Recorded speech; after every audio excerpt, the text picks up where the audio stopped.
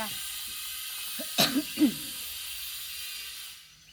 Bismillahirrahmanirrahim. Assalamualaikum warahmatullahi wabarakatuh. Tunggu ntar dulu dong. Enggak, beko nih Desi, kalau pas nih Desi ngecek, nih Desi mencari ke kamera ya. Iya.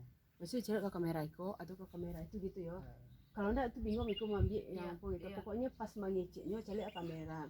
Ya Iya. bunda kan bunda cari ke kamera siku itu kan. Nah. Sekali-sekali misalnya cari ke kamera situ. Di pas cari ke kamera situ Iko baru diambil gambarnya tuh gitu. Nah, situ sih yang jauh. Ancak kedua. Kamera Oke. action. Bismillahirrahmanirrahim. Assalamualaikum warahmatullahi wabarakatuh. Waalaikumsalam warahmatullahi wabarakatuh. Welcome, ma'am. Bismillahirrahmanirrahim.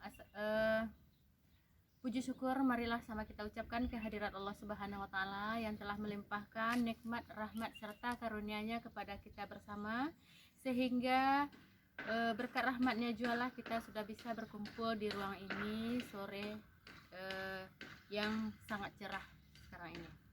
Selanjutnya tak bosannya kita menghadiahkan sholawat beriring salam pada junjungan kita, yakni Nabi Muhammad SAW, dengan mengucapkan Allahumma sholli ala Sayyidina Muhammad, yang mana kita sangat berharap sekali agar mendapat syafaat beliau di yaumil akhir nantinya. Yang sama kita hormati Bapak dosen pembimbing kita, yaitunya Bapak Dr. Asmendri MPD. Selanjutnya Bapak dan Ibu yang sudah hadir di ruang kita sore ini. Sekarang kita akan berbincang-bincang ringan tentang manajemen pendidikan, ya, tentang perencanaan pendidikan Islam. Jadi dalam hal ini bisa dikupas atau disampaikan oleh dua orang sahabat kita nantinya. Mungkin bisa saja langsung kita ke pembicaraan kita, yang mana pertama yang akan disampaikan oleh sahabat kita Ibu Nelvi Alida. Kepada Ibu Nelvi dipersilakan dengan segala hormat. Aspek perencanaan Manado Dah, maksudnya dah. Oh iya, Yo, di maksudnya bawahnya gitu, ya nah, Pak Joko. ada ulang. Jadi gitu kan kita akan banyak bincang-bincang tentang perencanaan pendidikan. Iya, iya, Ya, iya. perencanaan itu kan sesuatu yang sangat penting dalam sebuah proses pendidikan. Ya, perencanaan itu kan sesuatu yang sangat penting dalam sebuah proses pendidikan. Dan pada kesempatan kali ini kita akan mengupas tentang aspek-aspek yang penting untuk dipertimbangkan dalam perencanaan itu sendiri. Mungkin yang akan dibahas oleh sahabat kita apa gitu ya. Sebelumnya terserah lah Bunda kalau nak memperkenalkan sebelumnya ya, dengan pemateri kita mungkin sama sahabat kita Ibu Nelvi. Ambo cuma Kenalkan dulu dah. gitu. Enggak, Bunda sih nyebutnya Oh, Ibu iya. Nelvi. Jadi ambo cuma cari ke kamera kayak gitu kan. Selana. Bunda sih gitu loh kan. Jadi pas beko disorot gitu sah. Dulunya kan Aspek mempengaruhi perencanaan. Aspeknya itu yang jangan sampai aspek yang lupa. mempengaruhi perencanaan pendidikan. Bukan yang mempengaruhi aspek-aspek yang perlu dipertimbangkan aspek dalam perencanaan pendidikan. Nah, Sistem itu di judul pendidikan makalahnya Islam. itu Iya, aspek yang dipertimbangkan dalam perencanaan pendidikan. Maksudnya kan ada judulnya. Iya, iya. Judulnya kan Kalau macam-macam. aspek-aspek perencanaan sistem pendidikan Islam. Bisa aja kita kalah Enggak kan sampai saat perencanaan Islam. Nggak pakai sistem perencanaan deh. Sistem pendidikan. Perencanaan pendidikan. Nggak pakai sistem dah. Enggak, aspek perencanaan pendidikan. Oke, kamera action. Bismillahirrahmanirrahim. Assalamualaikum warahmatullahi wabarakatuh. Waalaikumsalam warahmatullahi wabarakatuh. Welcome, ma'am. Puji syukur marilah sama kita ucapkan kehadirat Allah Subhanahu wa taala yang telah melimpahkan nikmat, rahmat serta karunia-Nya kepada kita bersama, sehingga berkat rahmatnya jualah kita sudah bisa bertemu dalam ruang kita sore hari ini. Selanjutnya tak bosannya kita menghadiahkan sholawat beriring salam pada Nabi Allah Nabi Muhammad SAW dengan mengucapkan Allahumma sholli ala Sayyidina Muhammad, yang mana kita sangat berharap mendapat syafaat dari beliau di yaumil akhir nantinya. Baiklah saudari sekalian, kita akan membincangkan tentang perencanaan pendidikan sore hari ini. Sebelumnya yang sangat kita hormati Bapak dosen pembimbing kita, yaitunya Bapak Dr. Asmendri MPD. Selanjutnya Bapak dan Ibu sekalian yang sudah hadir pada ruang kita sore hari ini. Baiklah Bapak dan Ibu sekalian, dalam pendidikan itu sangat penting sekali adanya perencanaan pendidikan, yang mana dengan tanpa adanya perencanaan yang matang, maka tidak akan mendapatkan hasil yang baik sebagaimana yang kita inginkan nantinya. Untuk itu, dalam perencanaan pendidikan ini ada banyak hal yang harus kita pertimbangkan dan yang harus kita perhatikan. Seperti sore ini khususnya kita akan membahas tentang aspek-aspek perencanaan pendidikan Islam, yang mana dalam aspek perencanaan pendidikan Islam ini akan dibahas oleh dua orang sahabat saya, Ibu Nelvi Alida dengan Ibu Desi Azmarianti. Mungkin untuk tahap awal kita akan minta dulu Ibu Nelvi Alida menyampaikan beberapa hal tentang aspek-aspek perencanaan pendidikan Islam. Kepada Ibu Nelvi, disilakan. Ya, sebelumnya terima kasih kepada moderator Ibu Yudesra. Assalamualaikum warahmatullahi wabarakatuh. Waalaikumsalam warahmatullahi wabarakatuh. Ya, baiklah, pada kesempatan kali ini kita akan membahas topik yaitu aspek-aspek perencanaan pendidikan. Pada kesempatan saat ini saya akan mencoba mengulas beberapa aspek yang nanti mungkin bisa dilanjutkan oleh saudari kita Ibu Desi. Ya, saya akan coba kupas diantaranya. Yang pertama, bahwa dalam perencanaan pendidikan itu sudah sangat kita pahami sekali bahwa perencanaan di dalam sebuah organisasi itu adalah sesuatu yang sangat mesti ada dan harus gitu. Karena apa? Tidak akan mungkin kita bisa mencapai keberhasilan sebuah organisasi jika kita tidak punya perencanaan yang matang. Nah, sekarang apa sih yang perlu kita rencanakan ya? Apa sih yang perlu kita susun dalam perencanaan itu? Dan itu akan menyangkut beberapa aspek. Ya, saya coba kupas. Di antara aspek yang penting, yang pertama yaitu aspek kuantitatif. Ya. Maksudnya apa? Ya, aspek kuantitatif dalam perencanaan pendidikan. Berarti kita berbicara tentang jumlah gitu ya, kuantitas. Artinya apa? Mungkin nanti perencanaan ini adalah bagaimana kita memikirkan, bagaimana kita menyusun, bagaimana kita membayangkan bahwa ke depan kita akan menghasilkan produk pendidikan yang seperti ini gitu ya. Sehingga ada beberapa hal yang perlu kita pertimbangkan, baik itu menyangkut tentang peserta didiknya, ya mungkin pendidiknya, tenaga kependidikan, jumlah sarana prasarana dan lain-lain. Dan ini semuanya menyangkut tentang aspek kuantitatif yang itu mesti kita pikirkan di awal. Ya. Aspek yang kedua, ya selain kita mempertimbangkan tadi kuantitatif, ya kuantitas, kita memikirkan siapa peserta didik, kita memikirkan siapa pendidik, kita memikirkan bagaimana fasilitas, prasarana, kita memikirkan bagaimana pembiayaan dan lain-lain. Tapi kita juga mesti ingat bahwa merencanakan pendidikan tentu kita mengharapkan hasil dari pendidikan itu yang punya standar ya. Sehingga aspek kualitatif itu menjadi salah satu aspek penting yang harus kita ingat dan betul-betul kita pikirkan di awal. Nah, ini menyangkut tadi aspek kualitatif. Kita harus memikirkan dengan matang kualitas seperti apa yang ingin kita hadirkan dari sebuah proses pendidikan itu sendiri. Dan ini aspek yang kedua, aspek kualitatif. Mungkin ada aspek lain seperti nanti aspek kebutuhan tenaga kerja ya, seperti yang dijelaskan oleh Combs itu dalam bukunya tahun 1967. Combs menjelaskan bahwa ya sebuah pendidikan itu akan menghasilkan lulusan yang nantinya akan terjun di dunia kerja atau dia akan bersaing di dunia kerja, memperebutkan lapangan kerja. Tentunya dalam merencanakan pendidikan ini, dalam mempersiapkan pendidikan ini, dalam men-setting pendidikan ini, kita mesti mempersiapkan peserta didik ini itu harus siap bersaing dan harus bisa terjun nantinya di dunia kerja. Ya, sehingga yang kita proses, yang kita edukasi, yang kita ciptakan itu adalah peserta didik yang nanti bisa kita pakai atau nanti bisa terpakai di dunia kerja, sehingga aspek kebutuhan kerja itu sangat perlu kita pikirkan. Misal untuk tenaga ini sekian tahun ke depan ketika anak kita ini sudah tamat itu tidak dibutuhkan lagi, maka artinya kita tidak perlu mengajarkan itu kepada mereka. Dan ini kira-kira aspek yang ketiga, yaitu tentang aspek kebutuhan kerja. Di antara aspek lain yaitu ada namanya aspek efisiensi. Dan aspek efisiensi ini akan menyangkut nanti efisiensi internal dan eksternal.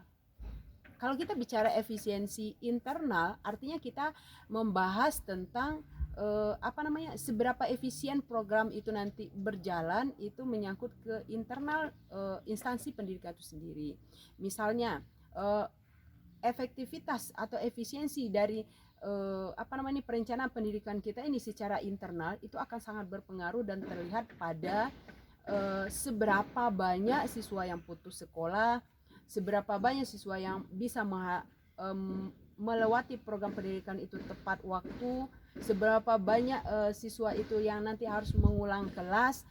Ini akan sangat ditentukan oleh efisiensi dan efektivitas dari sebuah program pendidikan itu sendiri. Ya, mungkin itu yang bisa saya ulas pada kesempatan ini, dan selanjutnya mungkin nanti kita bisa berbagi juga dengan rekan kita Ibu Desi. Ya, mungkin saya kembalikan dulu kepada moderator Ibu Yudesra.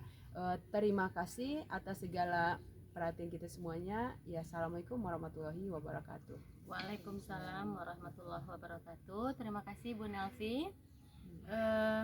Kita tadi sudah lihat ada beberapa hal atau beberapa aspek yang disampaikan oleh Ibu Nelvi tadi. Ada aspek kuantitatif, kualitatif, efisiensi, dan kebutuhan atau relevansi dengan tenaga kerja. Jadi mungkin yang berikutnya kita minta tambahan atau beberapa hal yang bisa dikupas lagi oleh saudari kita Ibu Desi Azmarianti. Kepada Ibu Desi, disilakan. Assalamualaikum warahmatullahi wabarakatuh.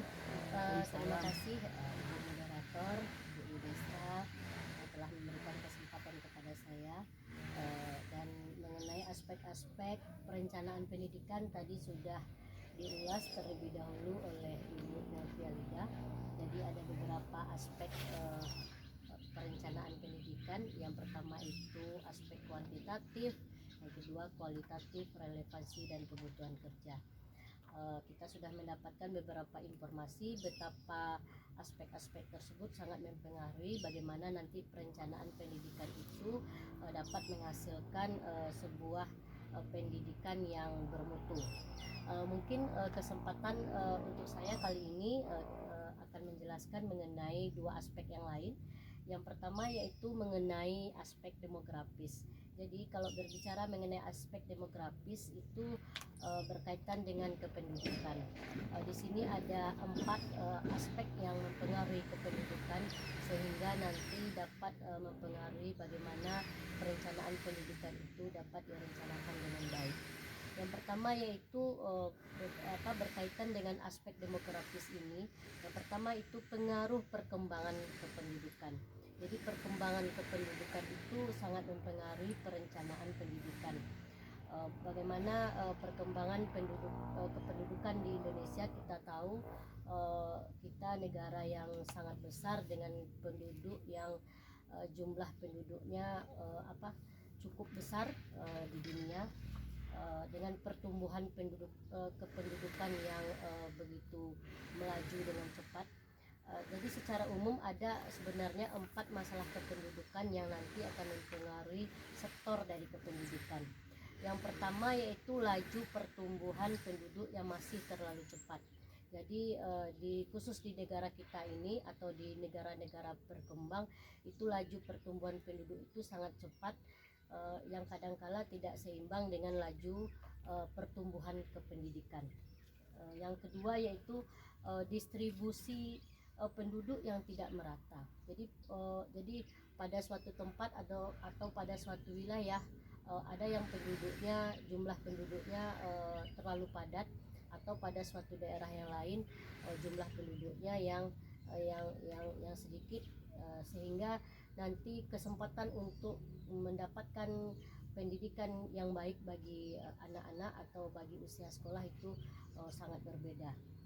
Lalu yang ketiga yaitu keadaan piramida penduduk pada usia muda. Jadi pada masa demografis beberapa tahun yang akan datang itu ada lonjakan yang disebut dengan lonjakan demografis, di mana pertumbuhan penduduk pada usia muda akan melebihi dari penduduk pada usia di atas umur 50 tahun atau yang di atas umur muda gitu. Seterusnya yaitu adanya mobilitas dinamika penduduk yang tinggi. Maksudnya mobilitas ini adalah perpindahan penduduk dari suatu daerah ke daerah yang lain. Misalnya terjadinya transmigrasi atau perpindahan penduduk dari desa ke kota. Nah, itu untuk aspek pengaruh perkembangan kependudukan. Yang kedua yaitu pengaruh pertumbuhan secara tidak langsung terhadap pendidikan. Jadi pertumbuhan secara tidak langsung itu sangat mempengaruhi pertumbuhan pendidikan, dan ini harus direncanakan dan didesain sedemikian rupa sehingga nanti perencanaan pendidikan yang dipengaruhi oleh pertumbuhan penduduk ini akan dapat mempengaruhi bagaimana pendidikan itu berhasil dengan baik. Selanjutnya yang ketiga itu pengaruh perkembangan kependudukan terhadap pencapaian sasaran siswa. Jadi pendidikan ini sangat berkaitan sekali dengan siswa. Jadi siswa ini adalah anak didik yang nanti akan diberikan materi pembelajaran tertentu di sebuah lembaga sekolah. Yang keempat itu ada aspek pengaruh pertumbuhan penduduk terhadap peningkatan mutu pendidikan. Jadi pertambahan penduduk itu sangat mempengaruhi mutu dari pendidikan itu sendiri. Perencanaan pendidikan pada awal desain pendidikan atau pola pendidikan itu sangat mempengaruhi mutu dari sebuah pendidikan. Yang kelima ada aspek pemerataan kesempatan belajar. Nah, ini mungkin menyangkut dengan wilayah. Jadi ada wilayah yang mendapatkan kesempatan belajar atau ada wilayah yang tidak mendapatkan kesempatan belajar, atau nanti berkaitan dengan umur siswa didik. Selanjutnya yang keenam yaitu jawaban perencanaan terhadap tantangan dinamika kependudukan. Jadi dinamika kependudukan ini maksudnya adalah bagaimana perkembangan kependudukan, mobilitas kependudukan. Itu 6 aspek dari aspek demografis. Yang kedua kita ulas itu mengenai aspek pedagogis. Pada aspek pedagogis ada 5 aspek yang mempengaruhi. Ya, yang pertama yaitu dasar dan tujuan pendidikan. Kita ketahui bahwa dasar pendidikan kita berlandaskan kepada Pancasila. Lalu tujuan pendidikan kita jelas bagaimana nanti sedikit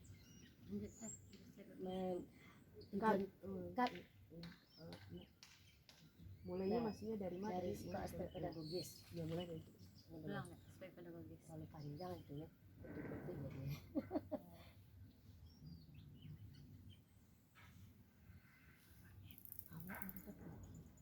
Nah, yang kedua mari kita ulas mengenai aspek pedagogis. Jadi pada aspek ini kita akan membicarakan mengenai sejumlah pengetahuan dan pengalaman kita untuk terbentuknya, terlaksananya kegiatan belajar yang merupakan hakikat dari pendidikan. Nah, seorang perencana pendidikan itu mungkin perlu mengetahui banyak tentang hasil belajar dan mengajar, tetapi dia harus mengetahui apa yang terjadi di dalam sistem pendidikan tersebut. Karena rencana disusun selalu mengenai sistem pendidikan. Perencanaan pendidikan dapat dianggap sebagai pelopor pembaharuan pendidikan. Nah, pada aspek-aspek pedagogis ini ada 5 aspek yang akan mempengaruhi bagaimana aspek pedagogis ini nanti. Yang pertama yaitu dasar dan tujuan pendidikan. Jadi pembangunan pendidikan didasarkan atas falsafah Pancasila yang bertujuan untuk mencerdaskan kehidupan bangsa dan mengembangkan manusia seutuhnya. Yaitu maksudnya yaitu manusia yang beriman, bertakwa terhadap Tuhan Yang Maha Esa, lalu berbudi pekerti luhur, memiliki keterampilan dan pengetahuan, sehat jasmani dan rohani, sehat pribadi yang mantap, mandiri, memiliki rasa tanggung jawab, kemasyarakatan dan kebangsaan. Kemudian agar pendidikan tersebut menjadi hak warga negara dan dimiliki oleh seluruh rakyat sesuai dengan kemampuan masing-masing individu. Yang kedua, bisa kita lihat aspek dari pedagogis ini, yaitu mengenai struktur sistem pendidikan. Nah, pada struktur sistem pendidikan ini berkaitan dengan umur peserta didik.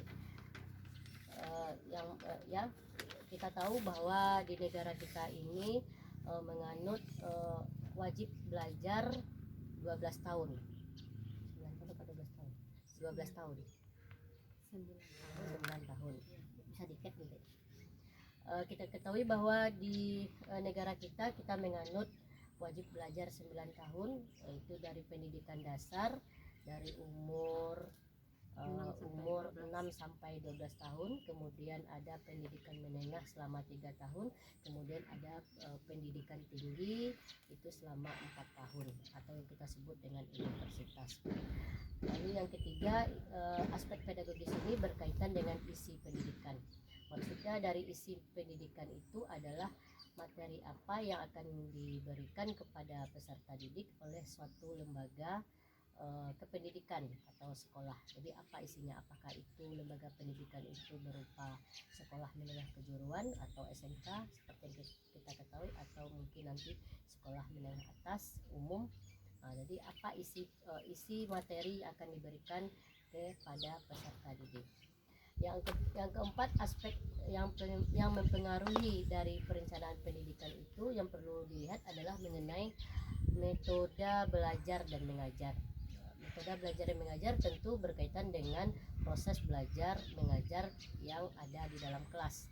Bagaimana proses tersebut nanti sehingga tujuan pendidikan peserta didik yang khususnya yang ada di dalam kelas itu tercapai. Yang kelima itu mengenai inovasi pendidikan. Berbicara mengenai inovasi pendidikan, tentu kita akan berbicara mengenai pembaharuan pendidikan, baik itu mengenai struktur sistem pendidikan, isi pendidikan itu sendiri, metode belajar mengajar, sehingga nanti ada efisiensi dan relokasi dari perencanaan pendidikan itu sendiri. Saya rasa itu mungkin lanjutan dari penjelasan mengenai aspek-aspek kependidikan. Itu ada dua, itu mengenai aspek demografis dan aspek pedagogis. Di mana aspek demografis itu berkaitan dengan kependudukan, perkembangan pendidikan, pertumbuhan pendidikan dan kedinamikaan kependudukan. Lalu aspek pedagogis itu berkaitan dengan struktur kurikulum, isi pendidikan, metode belajar mengajar dan inovasi pendidikan. Terima kasih atas kesempatan yang diberikan. Mohon maaf atas semua kesalahan. Saya kembalikan kepada Ibu Moderator kita, Ibu Udesta. Assalamualaikum warahmatullahi wabarakatuh. Waalaikumsalam warahmatullahi wabarakatuh. Terima kasih Ibu Desi. Baiklah Bapak Ibu sekalian yang sama kita hormati, sebagaimana sudah kita dengarkan tadi, sudah dikupas tuntas oleh dua orang sahabat kita, yaitunya tentang aspek-aspek pendidikan, aspek-aspek perencanaan pendidikan. Seperti yang pertama tadi dapat kita simpulkan, yang pertama aspek kuantitatif, yang kedua ada aspek kualitatif, yang ketiga ada aspek relevansi atau kebutuhan kerja, yang keempat ada aspek efisiensi, yang kelima ada aspek pedagogis, dan ada aspek demografis. Jadi dari keenam aspek tersebut yang sudah disampaikan, yang sudah diuraikan oleh sahabat kita tadi, mungkin kita cukupkan itu saja bincang-bincang kita sore ini. Kalau ada Bapak Ibu yang mau menanyakan nantinya, silakan kita lanjutkan saja di forum FB kita atau di FB dan di Google Classroom. Kita bisa diskusi di sana nantinya tentang atau beberapa hal yang mungkin saja jadi pertanyaan oleh Bapak Ibu sekalian, atau penyempurnaan dan lain sebagainya. Saya sebagai moderator sore hari ini mengucapkan mohon maaf dan terima kasih. Kita sudahi dengan alhamdulillahirabbil alamin. Wassalamualaikum warahmatullahi wabarakatuh. Waalaikumsalam warahmatullahi wabarakatuh.